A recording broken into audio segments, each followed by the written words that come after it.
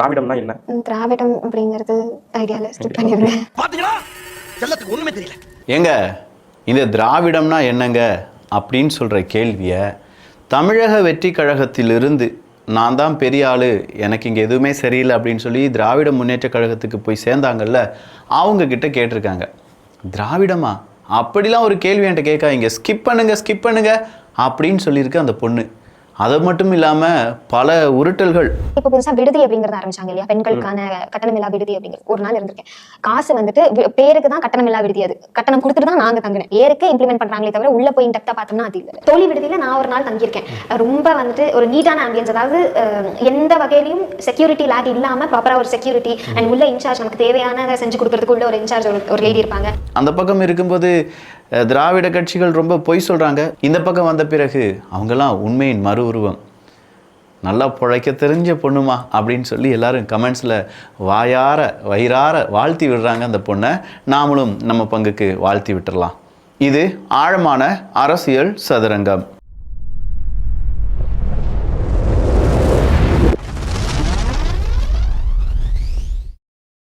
Rechargeable night lamp, தட்ட colour change ஆகக்கூடிய டக் night lamp ஓடி ஒரு காம்போ அறிமுகம் பண்ணால் எப்படி இருக்கும்?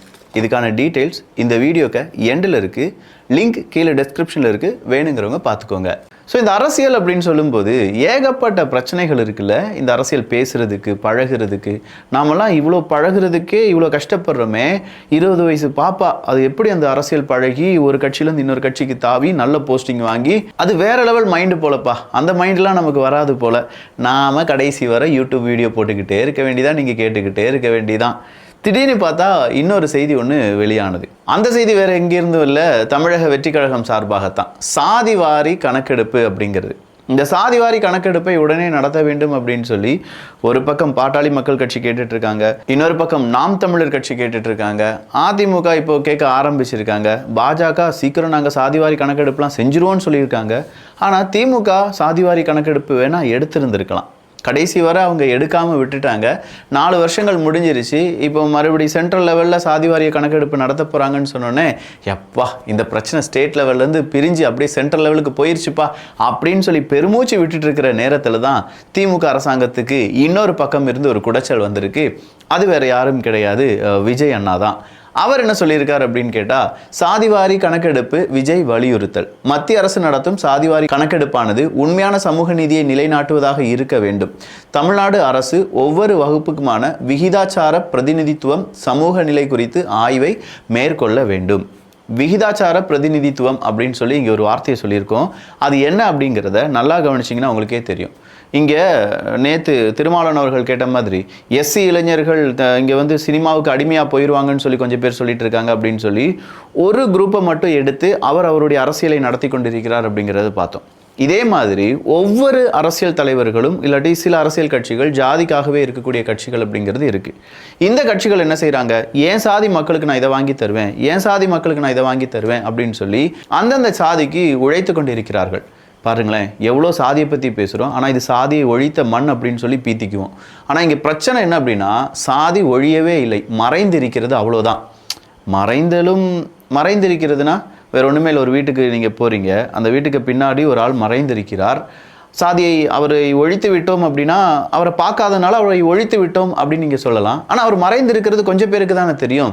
அப்படி வெகு சிலர் மட்டும்தான் தமிழ்நாட்டில் சாதி ஒழிந்திருக்கிறது அப்படிங்கிறத கண்டுபிடிச்சு, ஐயா இன்னும் சாதி ஒழியவில்லை, அது மறைந்துதான் இருக்கிறது, சீக்கிரம் வந்து சாதியை ஒழித்து தள்ளுங்களப்பா, இதனால் ஏகப்பட்ட பிரச்சனைகள் வருது அப்படின்னு சொல்லும்போது தான் இங்கே இருக்கக்கூடிய அந்த சாதிய அரசியல் கட்சிகள் என்ன செய்வாங்க, ஏன் சாதி மேலே கை வச்சிருவேன் நீ, இந்த போஸ்டிங் யார் கொடுத்தது தெரியும்ல, ஐயா வேட்பாளர் யாரை போடுவாருன்னு தெரியும்ல, அவரைத்தான் போடுவார், அந்த நம்ம ஆளுகளை தான் போடுவார் இப்படின்னு சொல்லி சாதி பேசுறதுக்குன்னு ஒரு டீம் இருக்குங்க. யாருமே இங்கே ஏற்றத்தாழ்வு பார்க்க வேண்டாம் அப்படின்னு நினச்சி பழகி வரும்போது அரசியல்வாதிகள் சாதியை ஒழித்தோம் அப்படின்னு சொல்கிற கட்சியிலிருந்து வரக்கூடிய அரசியல்வாதிகளே, இந்த சாதியை சார்ந்தவங்களாம் இவங்களுக்கு ஓட்டு போட்டுருங்கப்பா, இதுதான் நம்முடைய கூட்டத்தினுடைய கடைசி மெசேஜ் அப்படிலாம் சொல்லிட்டு போயிடுவாங்க.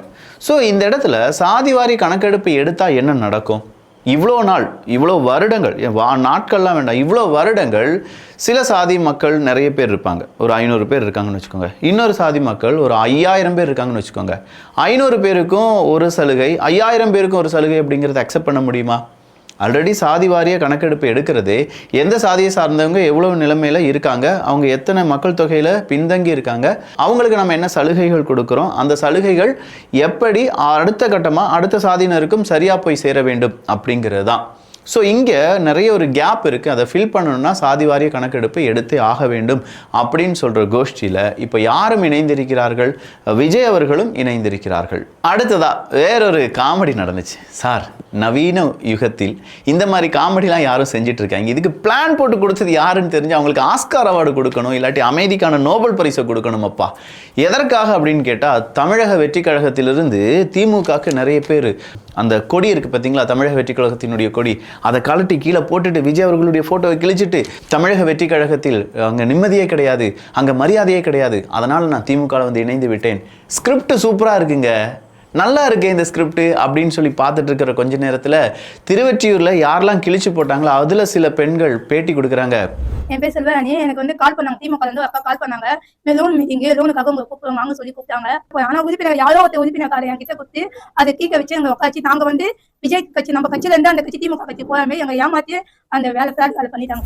சார், எங்களுக்கு எதுவுமே தெரியாது, ஏதோ குழுக்கு கடன் ஏதோ தராங்க, லோன் ஏதோ தராங்கன்னு சொல்லி கூப்பிட்டு போனாங்க. அங்கே போனால் திடீர்னு ஒரு கொடியை போட்டாங்க, ஏமா இதை கிழிச்சிட்டு அப்படி போஸ்ட் கொடுக்கணும்னு சொன்னாங்க, நாங்கள் போஸ்ட் கொடுத்தோம், லோன் சாங்ஷன் ஆயிரும்னு சொன்னாங்க, நாங்கள் வந்துட்டோம் சார், எங்களை வச்சு இவ்வளோ ப்ராடு வேலையை செய்வாங்க அப்படின்னு சொல்லி நாங்கள் நினச்சி கூட பார்க்கல சார் அப்படின்னு சொன்னாங்க. பாருங்க, என்னையா இது, இந்த காலத்திலே இவ்வளோ ப்ராடு வேலைகளை பார்க்குறீங்களே, இன்டர்நெட்டே இல்லாத உலகத்தில் எம்புட்டு ப்ராடு வேலைகளை பார்த்துருப்பாங்க அப்படிங்கிற மாதிரி ஏகப்பட்ட கருத்துக்கள் கீழே இருக்குது. இந்த கருத்துக்கெல்லாம் வாசித்து பார்க்கும்போது தான் தெரியுது, நாம சும்மா சூதுவாது தெரியாத அப்பாவி பிராணிகளாக வாழ்ந்துட்டு இருந்திருக்கோம் இந்த பூமியில். நம்மளை வச்சு நிறைய பேர் காசு சம்பாதிச்சிருக்கான், நம்மளை வச்சு நிறைய பேர் ஆட்டம் காண்பித்திருக்கிறார்கள், நம்மளையே அவங்களுடைய கோஷ்டியாக காண்பித்திருக்கிறார்கள்னா பார்த்துக்கோங்களேன். இது எல்லாமே நடந்தது தமிழ்நாட்டில் தான், அதுவும் திருவெற்றியூரில் நடந்திருக்கு அப்படின்னு சொல்கிறேன். இவ்வளோ பெரிய ஃப்ளாவில் இப்படி ஒரு குரூப்பை, இப்படி ஒரு அரேஞ்ச்மெண்ட்டை செய்த அந்த நிர்வாகியை கண்டிப்பாக திமுக வன்மையாக கண்டிக்க வேண்டும். இது பெரிய அவமானம் திமுகக்கு. இப்படித்தான் நீங்கள் ஆள் சேர்க்குறீங்களா அப்படின்னு சொல்கிற அளவுக்கு இந்த ஒரு பானை சோத்துக்கு ஒரு சோறு பதம் அப்படின்னு சொல்லுவாங்க பாருங்க. அதே மாதிரி இந்த ஒரு இன்சிடெண்ட்டை வச்சு திமுக போட்டு கிழின்னு கிழிச்சிட்டு இருக்காங்க. சார் ஸ்டாலின் சார், உங்களை எல்லாம் சேர்த்து கிழிச்சிட்டு இருக்காங்க, இவங்க சரி கிடையாது, இவங்க பெரிய ப்ராடு வேலை பார்த்துட்டு இருக்காங்க அப்படின்னு சொல்லி தயவு செஞ்சு இந்த மாதிரியான விஷயங்களில் ஸ்டாலின் அவர்களை மாட்டி விடாதீர்கள். கீழே இருக்கக்கூடிய உறுப்பினர்களே, அவருக்கு ஏகப்பட்ட வேலை இருக்குது. இப்போ பாருங்க, இன்பநிதி அவர்கள் கூட கலைஞர் டிவியில் ஏதோ வேலைக்கு போயிட்டாராமா, இனி அவரெல்லாம் வாழ்த்தி அனுப்பணும், நிறைய வேலை இருக்குது பாருங்க. அந்த வேலைக்கு நடுவில் அடுத்ததா இன்னொரு செய்தி, 40 தொகுதியை கேளுங்கள் அப்படின்னு சொல்லி தேமுதிக கேட்டிருக்காங்க. யார்கிட்ட 40 தொகுதி கேட்க போகிறாங்க? எய்தர் அதிமுக, அதிமுக, இல்லாட்டி தாவேகா, ஏதோ ஒரு பிளானிங்கோடு இருக்காங்க தேமுதிக. என்ன நடக்குது அப்படிங்கிறத பார்த்துட்டு அப்படியே தோற்றுப்போன தொகுதிகள் மீது உங்களுடைய ஆதரவையும் உங்களுடைய தேடுதல்களையும் உங்களுடைய முக்கியமான அந்த ஃபோக்கஸையும் வைக்க வேண்டும் அப்படின்னு சொல்லி திமுக வற்புறுத்தி இருக்கிறது. 2021 கிட்டத்தட்ட 70க்கும் அதிகமான தொகுதிகளை நம்ம தோற்று போனோம். அது ஏன் நம்ம தோற்று போனோம்? அந்த தொகுதிகளில் யார் ரொம்ப ஸ்ட்ராங்காக இருக்காங்க, யார் ரொம்ப ஸ்ட்ராங்காக இருக்காங்க அப்படின்னா நம்ம ஆளுகளா இல்லை அவங்களா அப்படிங்கிறதெல்லாம் பார்க்கறது தான் இங்கே வேலை. புரிஞ்சா? சாதி ஒளியலை மக்கா, சாதி ஒளியலை. நம்ம தலையில் மிளகா அரைச்சிட்டு இருக்காங்க, சாதி ஒளிஞ்சிருச்சுன்னு சொல்லி நம்மளை நம்ப வச்சுட்டு அவங்க பின்னாடி சாதியை மறைச்சி வச்சு ஏகப்பட்ட கேம் விளையாண்டுட்டு இருக்காங்க. அப்போ இங்கே ஏன் தோற்றோம், எதுக்காக தோற்றோம் அப்படிங்கிறதெல்லாம் கண்டுபிடிச்சி மக்களுக்கு நல்லது செஞ்சுருந்தா தோற்றுருக்க மாட்டீங்க சார். உண்மையிலேயே சொல்கிறேன், மக்களுக்கு மனதார நல்லது செஞ்சு இன்ஃப்ராஸ்ட்ரக்சரை டெவலப் பண்ணி மக்களுக்கான வாழ்வாதாரத்தை இன்க்ரீஸ் பண்ணி ரொம்ப சூப்பராக மக்களை வாழ வச்சிங்கன்னா, எங்கள் அரசாங்கம் மாதிரி வேறு எந்த அரசாங்கமையா இருக்குது அப்படின்னு சொல்லி சும்மா சூப்பராக சொல்லுவாங்கயா விமர்சனம். இப்போ இருக்கக்கூடிய விமர்சனத்தை கேட்டால் கேட்குற அளவுக்கு விமர்சனம் இல்லை. அதனால் யாரும் அதை பற்றிலாம் விமர்சிக்கக்கூடாது, பார்த்துக்கோங்க. ஸோ தோற்ற தொகுதிகளில் கான்சன்ட்ரேட் பண்ணக்கூடிய திமுக நிச்சயமாக அவங்களுடைய ஒரு ஸ்ட்ராட்டஜியாக இதை பார்க்கலாம். அடுத்ததாக வந்திருக்கக்கூடிய இன்னொரு செய்தி, கூட்டு பாலியல் வன்கொடுமை அப்படின்னு நேற்று நடந்துச்சு. ஒரு மூதாட்டி 80 வயசானவங்களை கூட்டு பாலியல் வன்கொடுமை செஞ்சுட்டாங்கன்னு சொன்னோம்ல, அது கூட்டு பாலியல் வன்கொடுமை கிடையாதான். ஒருத்தன் தான் நல்லா மப்பு செம போதை, அதனால் செஞ்சிட்டான்னு சொல்கிறாங்க. எகெயின் இங்கே போதை மது பெரிய அளவில் பிரச்சனைகளை ஏற்படுத்துகிறது. அட்லீஸ்ட் இந்த அரசாங்கம் இல்லாட்டி 2026 ஜெயிக்கக்கூடிய அரசாங்கம், அது இதுவாக இருக்கலாம் இல்லாட்டி வேறு எதுவாக வேணாலும் இருக்கலாம்ல, அந்த அரசாங்கம் வந்த உடனே முதல் வேலையாக போதை ஒழிப்பு அப்படிங்கிறத கான்சன்ட்ரேட் பண்ணுங்கள். இப்போ இருக்கக்கூடிய யங்ஸ்டர்ஸ்லேருந்து பாட்டி தாத்தாமார் வர எல்லாருமே இதனால் பாதிப்படைந்து கொண்டிருக்கிறோம் அப்படிங்கிற உண்மையை நாம் புரிந்து கொள்ள வேண்டும். மதுரைக்கு வந்த மாண்புமிகு ஒன்றிய உள்துறை அமைச்சர் அவர்கள் எய்ம்ஸ் என்ன ஆனது என சென்று பார்த்தாரா என கேட்டிருந்தேன். அதற்கு பதிலாக இந்த கற்பனை காட்சிகளை உருவாக்கி அளித்துள்ளார்கள். 2026 தேர்தலுக்கு இந்த ஒரு வீடியோ போதும் என நினைத்து விட்டார்களா? இதற்கே 10 ஆண்டுகள் ஆகியிருக்கின்றனவே அப்படின்னு சொல்லி கேட்டிருக்காரு ஸ்டாலின் அவர்கள். செமையான கேள்வி. அமித்ஷா அவர்கள் வந்தார்ல மதுரைக்கு, பிஜேபியினுடைய கூட்டம் நடந்துச்சுல்ல, அந்த டைமில் எய்ம்ஸை போய் பார்த்தாரா? ஏன் பார்க்கல? அதுக்கு இப்படி ஒரு கற்பனை காட்சிகளை ரிலீஸ் பண்ணி விடுவீங்களான்னு சொல்லி ஸ்டாலின் அவர்கள் கேட்குறாங்க. அதுக்கு கீழே அண்ணாமலை அவர்கள் ஒரு பதிலடியை கொடுக்கிறார். முதலமைச்சர் திரு மு.க. ஸ்டாலின் அவர்களே, விளம்பர ஷூட்டிங் செய்யும் நேரத்தில் மதுரை எய்ம்ஸ் கட்டிட பணிகளை சென்று பார்வையிட்டிருந்தால் பணிகள் எவ்வளவு நிறை பெற்றிருக்கிறது என்பது தெரிந்திருக்கும். என்ன சார் இப்படி சொல்லிட்டாங்க பொலிச்சினி? தனது மாநிலத்தில் நிறைவேற்றப்படும் ஒரு முக்கியமான திட்டத்தை சென்று பார்வையிடுவதை விட முதலமைச்சருக்கு அவரது மகனுக்கும் அமைச்சர்கள் ஏற்பாடு செய்யும் நடனத்தை ரசிப்பதற்கு தான் நேரம் இருக்கிறது. ஆடலுடன் பாடலும் சேர்த்து ஊட்டி கொடைக்கானல், அதுக்கு கீழே ஒரு ஆடல் பாடல் சேகர்பாபு அவர்கள் அதை தான் ஞாபகப்படுத்துகிறார். மதுரை எய்ம்ஸ் சொன்ன தேதியில் நிச்சயம் திறக்கப்படும் என்பதில் முதலமைச்சருக்கு சந்தேகம் தேவையில்லை. ஏனென்றால் அது மாண்புமிகு பாரத பிரதமர் திரு நரேந்திர மோடி அவர்களுடைய வாக்குறுதி. ஆனால் முதலமைச்சருக்கு தனது தேர்தல் வாக்குறுதி எண் 54 நினைவு இருக்கிறதா? பக்கம் 51 மாதிரி ஏதோ 54ன்னு சொல்லி புதுசாக ஒன்று கொண்டு வந்திருக்காரியா? இதே மதுரையில் வேளாண் பல்கலைக்கழகம் அமைப்பதாக சொல்லி ஆண்டுகள் 4 ஆகின்றன. ஒரு செங்கலை கூட இன்னும் எடுத்து வைக்கவில்லை. முதல் செங்கலை நாங்கள் தருகிறோம். எப்போது மதுரை வேளாண் பல்கலைக்கழகம் அமைப்பீர்கள் என்று கூற முதலமைச்சருக்கு திராணி இருக்கிறதா? இப்படி ஒரு சம்பவம் நடந்துச்சா? வேளாண் பல்கலைக்கழகமா மதுரையிலையா? என்னையா எய்ம்ஸை தானையா பேசிகிட்டு இருக்காங்க, வேளாண் பல்கலைக்கழகத்தை பற்றி பேசலையே. மதுரைக்காரங்களா, நம்மளாம் ரோசம் மிக்கவங்கள்ல, கண்டிப்பாக இதை பற்றி கேட்பாங்கன்னு சொல்லி எதிர்பார்ப்போம். உண்மையை தானே பேசியிருக்கேன், எதுவும் போட்டு கொடுக்கலையே யாரையும். சரி, இந்த காம்போவில் ரொம்ப க்யூட்டாக ரீசார்ஜபிள் டக் நைட் லேம்ப், சிலிக்கன் தான், தட்டுனா கலர் சேஞ்ச் ஆகிட்டே இருக்கும். நம்ம வீட்டு குழந்தைகளுக்கு செம்மையான கம்பெனியன் அப்படின்னு சொல்லலாம். இது ஒன்று உங்களுக்கு கிடைக்கும். அது இல்லாமல் வீட்டில் எமர்ஜென்சிக்கு யூஸ் பண்ணக்கூடிய கீச்செயின் நைட் லேம்ப் அப்படிங்கிறதும் இதுவும் ரீசார்ஜபிள் தான். டைப் சி கேபிள் எல்லாமே இது கூட உங்களுக்கு ஃப்ரீயாக கிடைச்சிரும். மூணாவதா 3x3 ருபிக்ஸ் கியூப் ஸ்டிக்கர்லெஸ், அதாவது இந்த காம்படிஷன்லாம் யூஸ் பண்ணுவாங்களா அந்த மாதிரியான செம்மையான குவாலிட்டியுடன் இருக்கக்கூடிய ஒரு ருபிக்ஸ் கியூப். நாலாவதா குழந்தைகளுடைய மூளையை கொஞ்சமாக சுறுசுறுப்பாக்கக்கூடிய ஸ்னேக் கியூப் ஒன்று. அடுத்ததா மரத்தாலான மிக்காடோ செட் ஒன்று, ரொம்பவே டிஃப்ரெண்டாக ஸ்ட்ரெஸ் ரிலீஃப் பண்ணுறதுக்கும் ரொம்பவே க்ரியேட்டிவிட்டியை தூண்டுறதுக்குமான கியர் ரொட்டேஷன் கியூப் ஒன்று.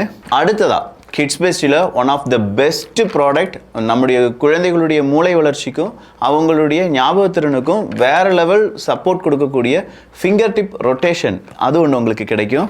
இது இல்லாமல் 12 டபுள் டிப் ஊல் மார்க்கர். இந்த ஒரு ஊல் மார்க்கருக்கான ப்ரைஸை நான் ஒரு மாலில் கேட்டபோது ஒன்றுக்கு 45 ரூபா 55 ரூபா சொன்னாங்க. இப்படி 12 பீஸ் கிடைக்கும். 2 சைடு உங்களுக்கு ஓப்பனிங் இருக்கும். ரெண்டுமே வேறு டிப், வேறு லெவல் குவாலிட்டியாக இருக்கும். இப்படி எல்லா பொருட்களும் சேர்ந்து 999. வேணுங்கிறவங்க கீழே இருக்கக்கூடிய லிங்கை யூஸ் பண்ணிக்கோங்க. ஒர்த்தான ப்ராடக்ட், குவாலிட்டியான ஐட்டம். நல்லதை பகிர்ந்து நல்ல சமுதாயத்தை உருவாக்குவோம். நன்றி, வணக்கம்.